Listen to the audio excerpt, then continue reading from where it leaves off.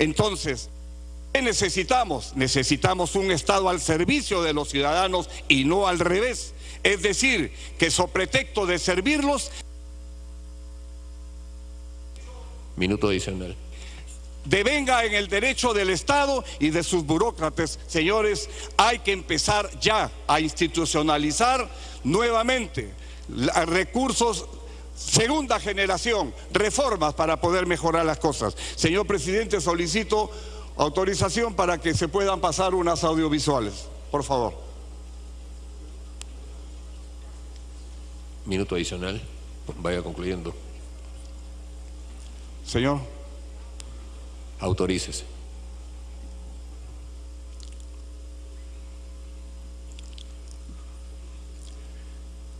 Hay dos propuestas que quiero hacerles llegar. En primer término, la creación de la Dirección Nacional contra el Crimen Organizado. Esta Dirección Nacional de Crimen Organizado es importante, presidente, porque la creación de ella lograremos nosotros contar con macroregiones en todo el Perú. Y esto traerá consigo instancias de gestión, articulación, coordinación eficaz para enfrentar el crimen organizado en sus diversas modalidades. Para el efecto, la Dirección contra el Crimen Organizado contará con bases operativas sustentadas en infraestructura logísticamente implementada para poder enfrentar al crimen organizado. Y tendrá indudablemente al interior de esta gran organización, en todos y cada uno de estos aspectos fundamentales, tendrá tráfico de drogas para investigar, terrorismo, inteligencia operativa, trata de personas, y esa sería una gran respuesta para poder solucionar estos problemas de inseguridad que tenemos. El otro aspecto, señor presidente, es con relación a las capacidades tecnológicas para la seguridad ciudadana. Es vital, señor presidente del Consejo de Ministros, por su intermedio, señor presidente, es vital la tecnología. Estamos muy distantes de tecnología, estamos cero en tecnología. Necesitamos nosotros comenzar a trabajar, a renovar esas capacidades tecnológicas, porque tradicionalmente la inversión de seguridad se limita exclusivamente al reclutamiento de personal, adquisición de vehículos y armas. Aquí en el Perú es así, pero lo que requerimos, señor presidente, es como lo estamos viendo en estos instantes, requerimos nosotros sistemas de videovigilancia con capacidades tecnológicas para la seguridad ciudadana, sistema de videovigilancia móvil utilizado para vehículos policiales, sistema de videovigilancia fijos, sistema de reconocimiento de placas, sistemas aéreos, sistema de localización automática de vehículos, sistema de inteligencia artificial. Es decir, señor presidente, señor presidente del Consejo de Ministros, por su intermedio, señor presidente del Congreso, requerimos nosotros tecnología para poder acercar al Estado al lado de la ciudadanía. Si no lo hacemos, cada día será más distante.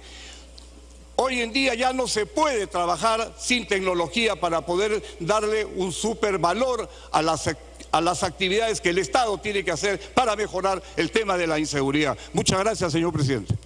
Muchas gracias, señor congresista. La palabra a la congresista Cecilia Chacón.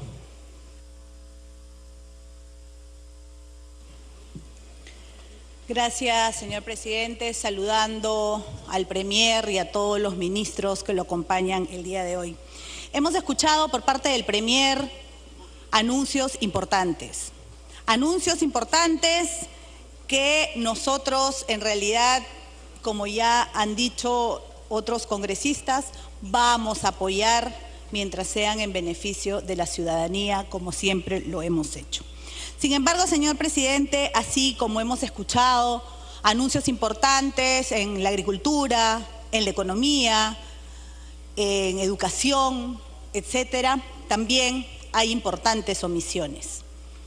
Pero antes de empezar con la omisión, señor presidente, quiero señalar que el Premier ha hablado de una nueva forma de hacer política.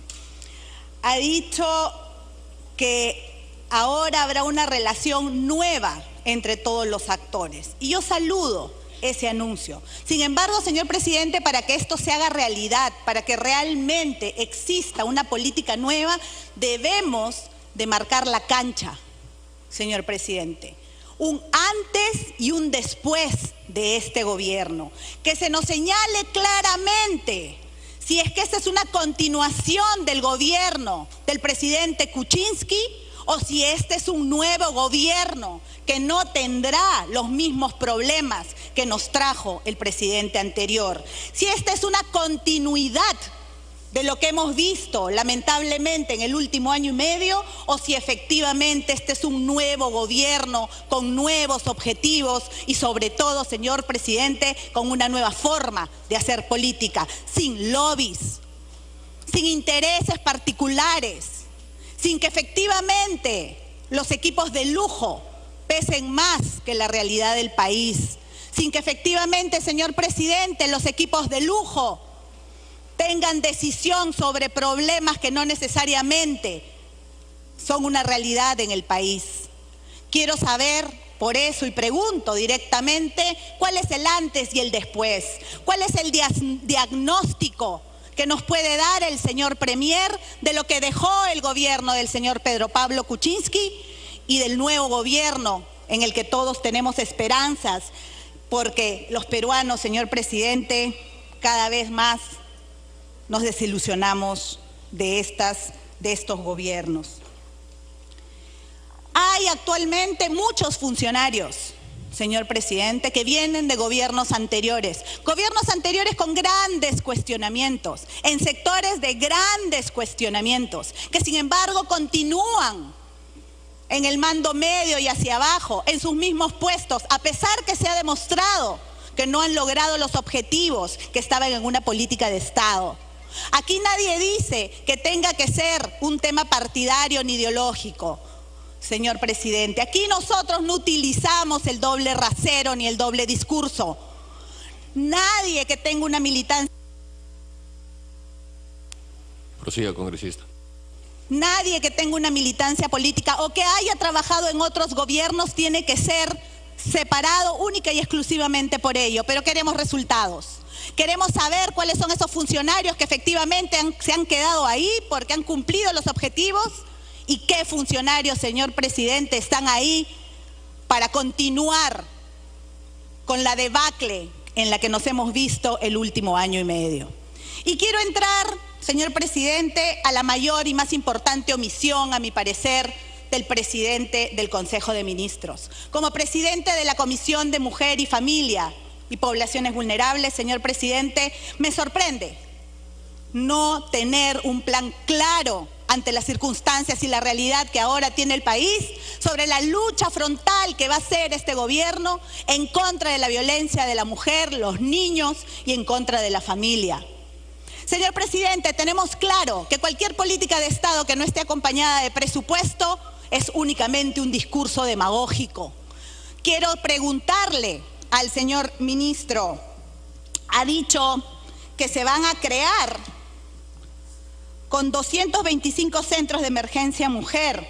Igualmente tendrán todos los gobiernos locales una DEMUNA y etcétera, etcétera, la alerta Amber. Quiero saber cuál es el presupuesto y de dónde se va a sacar ese presupuesto para lo que nos ha dicho. Pero solamente ocupado, señor presidente, menos de media página en un tema tan terrible que está afectando a todo el país. Se habla de igualdad, se habla de inclusión de la mujer en política. Me parece perfecto, señor presidente, es maravilloso y estoy segura que hombres y mujeres lucharemos por ese objetivo. Pero, señor presidente, nos están matando, nos están violando, están abusando de las mujeres del Perú psicológicamente, sexualmente, y no lo podemos permitir. Cabe señalar que el presupuesto en el 2008, el gobierno ha destinado solo 163 millones para el Programa Nacional contra la Violencia Familiar y Sexual. Y esto de repente en términos absolutos puede parecer importante. Sin embargo, si tenemos en cuenta las estadísticas sobre la cantidad de víctimas, consecuencia de esta ola de violencia por la que estamos atravesando, tenemos que el Estado invierte la ridícula suma de 26 soles por víctima. ¿Esto es realmente luchar porque se acabe la violencia contra la mujer? Insisto, sin presupuesto no hay política pública que funcione. He escuchado al ministro decir, y me alegro y lo felicito, que a 20 días de haber juramentado el gobierno ya aprobó el Plan Nacional de Integridad y Lucha contra la Corrupción. Es un tema importantísimo el tema de la corrupción. ¿No es igual de importante proteger la vida? Concluya, por favor, congresista.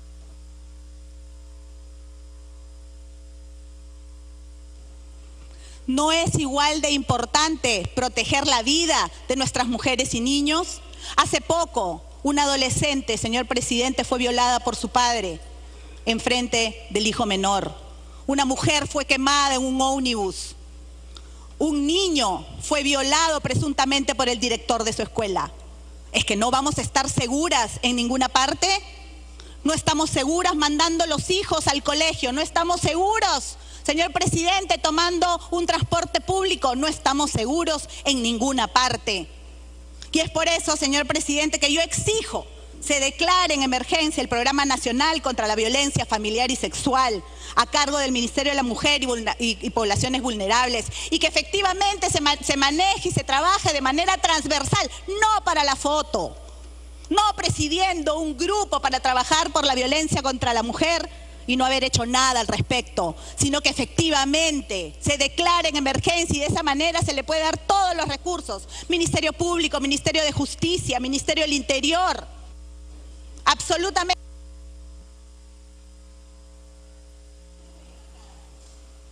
Con cargo a su bancada, congresista. Con cargo a mi bancada, presidente. Señor presidente, no puede ser posible que no haya una coordinación constante y exitosa por parte de todas las instancias del gobierno, que el Ministerio Público no tenga, señor presidente, una fiscalía especializada en combatir la violencia contra la mujer. No puede ser posible que pongan en prisión a un hombre que ha matado con vasos a su mujer y a las 2 horas la dejen libre porque no había denuncia. Necesitamos, señor presidente, desarrollar un protocolo de denuncias en los establecimientos de salud. Hemos estado visitando los establecimientos de salud y los médicos, los doctores, que ven cientos de pacientes agredidos, con desesperación nos dicen que no pueden hacer nada porque entra una mujer con un traumatismo encefalocraniano y si sale antes de las 24 horas no hay seguimiento de qué le pasó a esa persona. Debemos hacer un protocolo entre el Ministerio de Salud y el Ministerio de Justicia, el Ministerio Público, para que efectivamente esos casos puedan tener un seguimiento. Y más allá de una denuncia, podamos investigar. Al igual cuando llega una persona con un balazo, y más allá si haya sido un accidente o no, hay un protocolo que obliga a la policía a investigar y hacer una denuncia. Lo mismo necesitamos, señor presidente, en lo que se refiere a la violencia contra la mujer y los niños. Y para terminar, señor presidente, la educación es clave. No solo se trata de que trabaje el Ejecutivo, no solo se trata de que el Congreso haga mejores leyes o aumente las penas, no solo se trata de que se denuncie, se trata que se prevenga. Y eso solo se va a hacer con educación. En los años, básicamente, de la educación primaria, que se hagan capacitaciones y campañas masivas.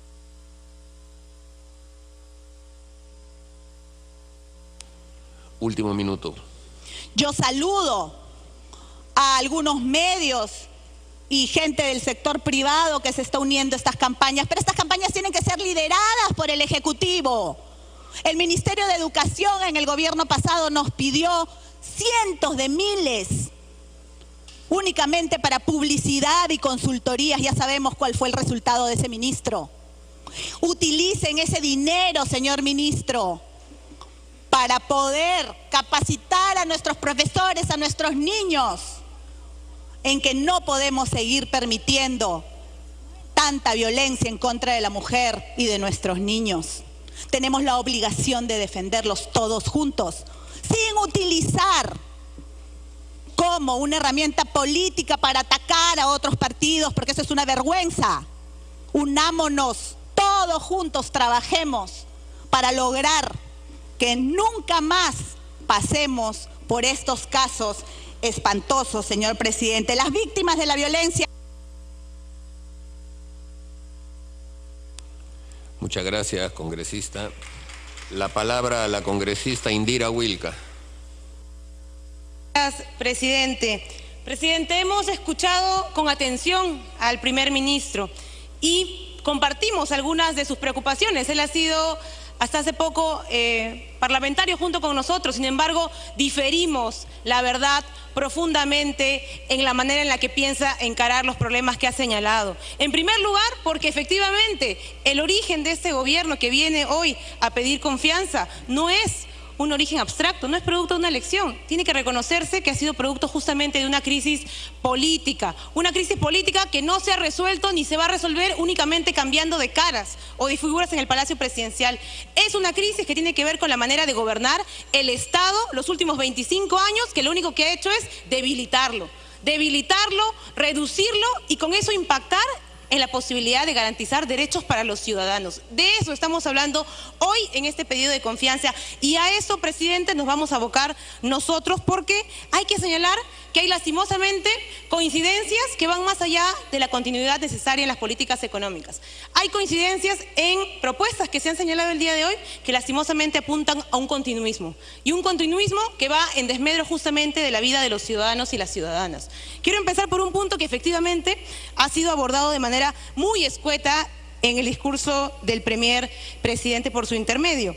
Se ha hablado muy brevemente sobre un asunto que es crítico, que ya se ha dicho acá, que nos tienen emergencias a la mitad de la población del país, a las mujeres. ¿Qué se ha planteado en este aspecto? Hoy que todos reconocen que es un aspecto impostergable, que efectivamente estamos en una situación como esa porque no se quiso encarar en el momento en que tenía que hacerse. Pues, ¿qué se plantea? Aumentar el número de centros donde las mujeres pueden acudir después que han sido violentadas. Esa es la gran solución que se plantea a la violencia que hoy en día viven las mujeres. Mujeres en todo su ciclo de vida. Las mujeres están expuestas a la violencia desde que nacen hasta el último día de su vida. Y se plantea únicamente que aumentar el número de centros de emergencia mujer. Y la verdad tampoco hay un anuncio novedoso en esto. Se dice 100 centros de emergencia mujer en comisarías. Y yo les quiero informar a los miembros de gabinete y a la gente que nos escucha es que eso ya estaba proyectado.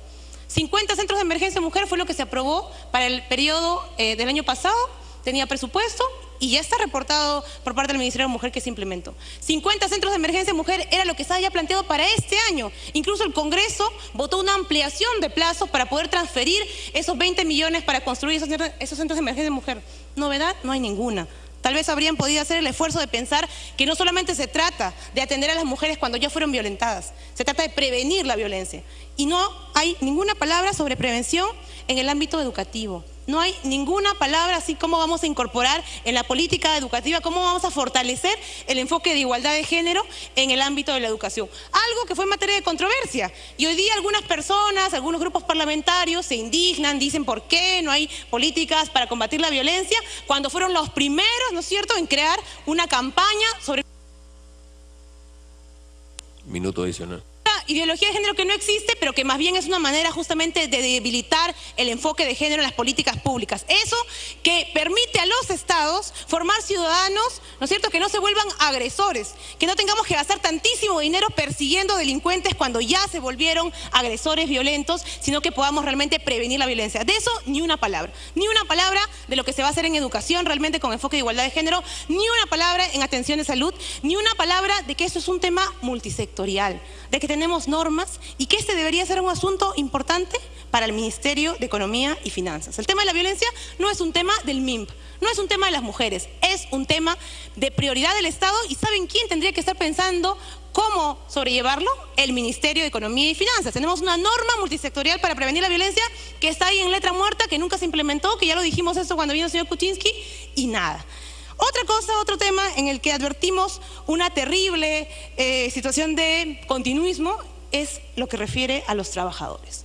Se ha dicho, ¿no es cierto?, que se va a combatir la informalidad, que se quiere reducir la cantidad de trabajadores precarios con empleo precario en el país, que todos sabemos que es justamente la mayoría de trabajadores. ¿Y cuál es la respuesta?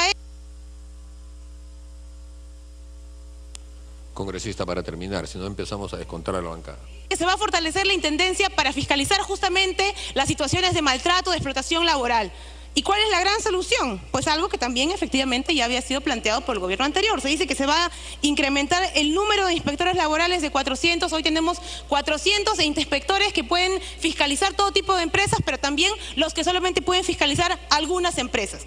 Y ese número tan bajo, tan pequeño, se pretende ampliar de acá al 2021 todavía, 900. Esto es algo que nos presentó el ministro Grados cuando vino acá a hacer su pedido de presupuesto. Como si Sunafil pudiera esperar 4 o 3 años más para fortalecerse, como si no hubiéramos visto a jóvenes morir acá en el centro de Lima quemados en containers porque no había un organismo de fiscalización laboral fuerte y sólido. Entonces, que no nos vengan a plantear cosas que ya se han dicho antes y que realmente requieren ser tomadas con emergencia. Eso es lo que exigió el país cuando salió el presidente anterior acusado por casos de corrupción. No solamente que cambie la cara a la persona, que cambie la manera en la que se ha gobernado este país en desmedro de los derechos de los ciudadanos.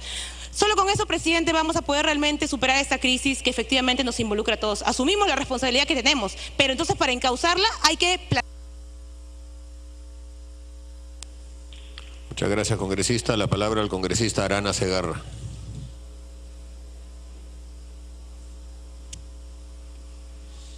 Gracias, presidente. Saludar la presencia del Premier y todo el gabinete ministerial y al país que está atento de este debate. El fracaso de este gobierno sin duda podría ser el fracaso del país en medio de la inestabilidad que estamos. La bancada del Frente Amplio exige, pide que este gobierno no siga haciendo más de lo mismo, más de lo que hizo Pedro Pablo Kuczynski, que lo llevó a que precisamente en este Congreso asumiéramos la responsabilidad de exigir su vacancia. Saludamos que el Premier haya reconocido que la economía está desacelerada, las cuentas fiscales se han deteriorado, la pobreza ha aumentado, la corrupción se roba 2% del Producto Bruto Interno. Y aunque no nos hubiera gustado verlo en su presentación, además nos dijeran que la SUNAT termina devolviendo a las empresas mineras el año 2016 5.889 millones de soles por concepto de devoluciones de IGB, mientras estas solo aportaban al Estado 1.944 millones. Es decir, el 0.6% del Producto Bruto Interno le costó precisamente estas dádivas que reciben las grandes empresas mineras, de que terminan recibiendo más por devoluciones que lo que pagan por impuestos. Eso no puede continuar. Esperamos que el ministro de Economía, el primer ministro, cuando hablan del déficit fiscal, cuando hablan de que hay necesidad de que se paguen los impuestos, estén pensando en estos señores, ¿no?, que, como lo sabemos, estamos hablando aquí de 6, de 7 grandes mineras del Perú que son las responsables de más del 90% de la producción minera del Perú. Porque si esa política existiera para los pequeños y medianos agricultores, tengamos la seguridad que seguramente con todas las facilidades tributarias que reciben estas grandes empresas, los sectores agrario, el sector turismo, el sector forestal podrían despegar. Y que no sigamos más de lo mismo que lamentablemente se percibe en el mensaje de que daría, bueno, no da la impresión, en realidad lo están diciendo, están colocando todos los huevos de la canasta sobre los grandes proyectos mineros. Eso no significa que no se promueva la minería, existiendo minería en el Perú, pero por ejemplo, no nos olvidemos que el Ministerio del Ambiente, concretamente la OEFA, tiene entre las 10 empresas más multadas por delitos ambientales en el Perú, justamente las empresas a las que ahora se les quiere poner alfombra roja y abrir las puertas sin condiciones. Nosotros creemos que las inversiones tienen que hacerse respetando el medio ambiente. Y para eso, ¿qué hizo la anterior ministra del Ambiente, que esperamos que la actual lo corrija? Bajaron los estándares de calidad de aire. Para eso, ¿qué hicieron? Esto permiten que, por ejemplo, la Procuraduría del Ministerio del Ambiente no tenga la capacidad de, teniendo más de 20.000 expedientes sobre temas de problemas ambientales, no lleve la falta administrativa en varios de ellos a nivel penal, porque sí deberían ser considerados delitos. Minuto adicional. Con los pocos recursos que hay, con la falta de voluntad política y la ceguera que hay para mirar que las inversiones tienen que ser responsables, efectivamente se permite que solo se queden en faltas administrativas. Y es peor, Encima permiten, y este es un tema que nos hubiera gustado escuchar del primer ministro, ¿qué norma van a dar para evitar que las multas impagas por contaminación ambiental efectivamente se puedan hacer efectivas? Claro, una manera sería decir, nos lavamos las manos, es problema del Poder Judicial. No, señor. Si es que hay que modificar la ley y este Congreso, que también tiene poderosos lobbies que lo atraviesan, que por ejemplo en momentos en que están faltando dineros para recaudar, aquí hay leyes con nombre propio como el que la mayoría propuso, por ejemplo, para dar exoneraciones tributarias al LAN, ¿no? O situaciones como las que nos llevan a querer que se aprueben leyes para cambiar la ley del etiquetado para favorecer a los fabricantes de comida chatarra. Por eso, presidente, yo quisiera expresarle al ministro que saludamos que pueda haber una propuesta para modificar la ley de lobbies. Sin embargo, creemos que ese tema tiene que pasarse de la manera más pronta posible. Nos han dicho que necesitan 180 días para presentar un paquete. Para terminar, congresista. En realidad, creemos que ese plazo debe ser acortado. O sea, nos están pidiendo, y en todo caso podría ser más específico el primer ministro cuando señalan que necesitan 180 días para presentar un paquete de normas.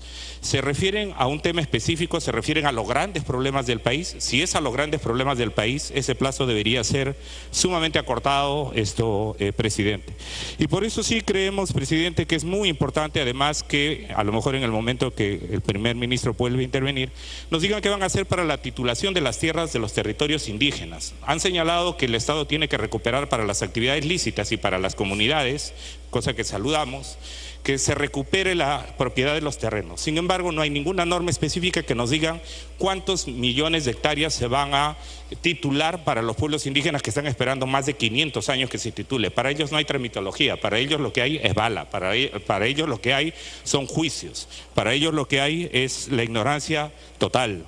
Y en ese sentido esperaríamos que hayan anuncios muy puntuales y concretos. Lo mismo en salud ambiental. Es un desastre lo que tenemos en DIGES, en Sensopas, para atender la necesidad de la gente. Se reciben a las empresas a puerta abierta en Palacio de Gobierno y sin embargo los enfermos con arsénico, con... Termine, congresista. Gracias, presidente. Los enfermos afectados por mercurio, cadmio, arsénico y otros metales pesados tienen que venir a encadenarse en la puerta del Ministerio de Salud para que les hagan caso. No tenemos el número de toxicólogos correspondientes. El Ministerio de Energía y Minas lo sabe. En los estudios de impacto ambiental sus términos de referencia no incluyen impacto sobre la salud ambiental. Importa más la calidad del aire, del suelo, cuántas aves hay y no cómo se va a impactar la salud de la gente. Eso tiene que ser modificado. Lo venimos pidiendo hace años a varios ministros y no se escucha. Lo mismo, presidente, en esa misma línea esperaríamos que cuando se declare en emergencia ambiental, como pasa en las cuencas de Iquitos o como pasa en Hualgayoca, Jamarca o en Espinar, se le den los recursos y hayan los medios suficientes, pero terminan enviando médicos ginecostetras, terminan enviando médicos generales a intervenir en zonas de gente damnificada con metales pesados y encima sin recursos. Y se lavan las manos porque acá se declara la emergencia ambiental y se dice el gobierno regional tiene que dar el dinero y encima tiene que poner el personal. Muchas gracias. Tiene la palabra el congresista Meléndez Celis.